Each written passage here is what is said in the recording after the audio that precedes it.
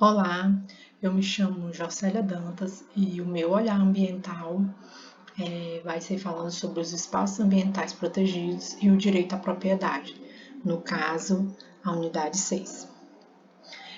Os espaços ambientais protegidos, sem dúvida, é um dos mais importantes instrumentos de proteção ambiental. É a criação de espaços territoriais, especialmente protegidos pelo poder público federal, estadual e municipal, instituído pelo inciso 6º do artigo 9º da Política Nacional do Meio Ambiente.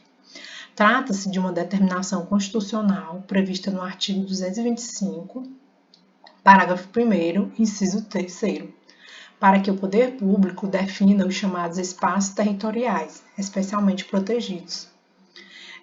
Apesar da importância de tal disposição, apenas no ano de 2000, com a edição da Lei 9.985, com o chamado SNUC, Sistema Nacional de Unidades de Conservação da Natureza, é que houve a devida regulamentação legislativa, né? Somente depois que outras leis passaram a tratar o tema, como o Código Florestal, regulando as tão conhecidas APP, Reserva Legal e a Servidão Florestal.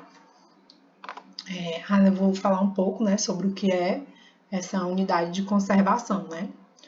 Para que se perceba a necessária cautela com os temas, a SNUC traz em seu artigo 2º, inciso 1º, a definição, né, de unidades de conservação. Então, a unidade de conservação é um espaço territorial e seus recursos ambientais, incluindo as águas jurisdicionais com características naturais relevantes, legalmente instituído pelo poder público com objetivos de conservação e limites definidos, sobre o regime especial de administração, ao qual se aplicam garantias adequadas de proteção. A SNUC, né, o Sistema Nacional de Unidade de Conservação da Natureza, ele está previsto na Lei 9.985, né, ela criou 2 grupos de espaços ambientais, especialmente protegidos, né, cada um deles com diversas espécies e características próprias. São eles: unidade de proteção integral e unidade de uso sustentável. Algumas características, no entanto, são comuns a todos os espaços ambientais, especialmente os protegidos, que são essas, né? A oficialidade, o regime especial de fruição, a finalidade de proteção ao equilíbrio ecológico e a delimitação territorial. A oficialidade, somente o poder público pode reconhecer um espaço considerado especialmente protegido. Já no regime especial de fruição, ele é um regime legal, ao qual todos os EPPs estão submetidos, desde o seu reconhecimento pelo poder público até a supressão, no qual regras específicas de utilização estão dispostas. Aí, falando da delimitação territorial, no caso, o poder público deve delimitar o espaço que abrange o EEP, seja ele pequeno ou extenso. Aí, as unidades de conservação, elas estão elencadas no artigo 8º da SNUC, né? Que são, elas são compostas, né? As unidades de proteção integral são compostas pelas categorias de unidade de conservação, elencadas no artigo 8º da SNUC, sendo elas a estação ecológica, reserva biológica, o Parque Nacional, monumento natural, refúgio de vida silvestre. Aí já as unidades de uso sustentável, por sua vez, seguem-se no artigo 14 da lei, sendo elas área de proteção ambiental, área de relevante interesse ecológico, floresta nacional, reserva extrativista, reserva de fauna, reserva de desenvolvimento sustentável e reserva particular do patrimônio natural.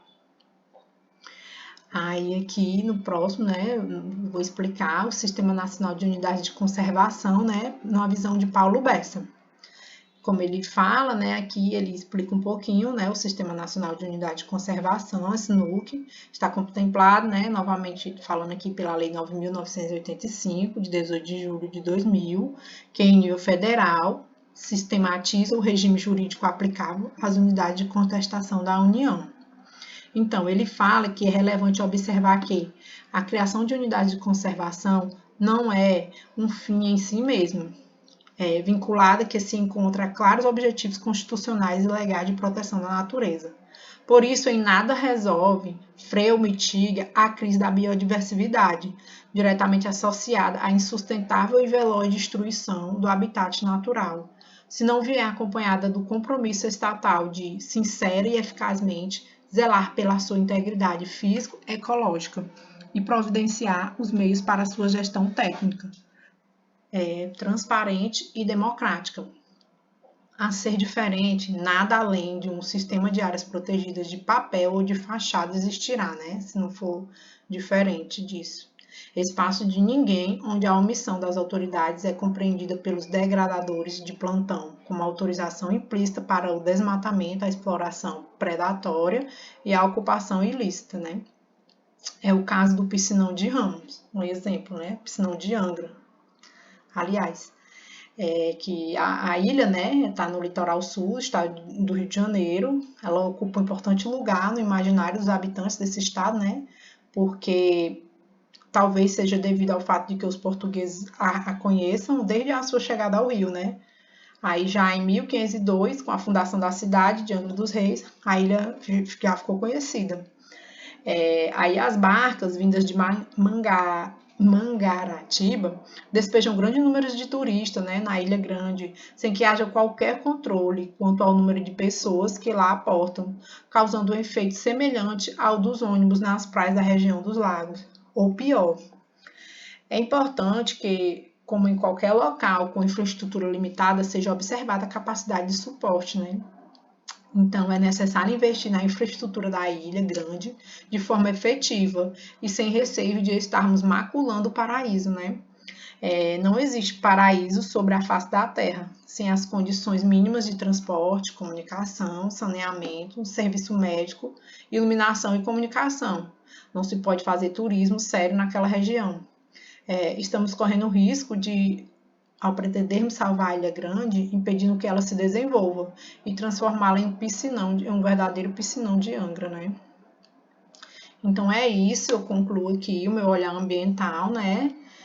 Assim, diante do contexto narrado, né, pode concluir-se que em um país como o Brasil, que hoje se encontra no centro dos principais debates e no alvo de grandes investidores internacionais pelas suas riquezas em recursos naturais, com a diversidade da flora e da fauna, a legislação ambiental brasileira e o direito à propriedade trava batalha diante do direito ao meio ambiente, fazendo com que as normas ambientais, por vezes, não atinjam a plena eficiência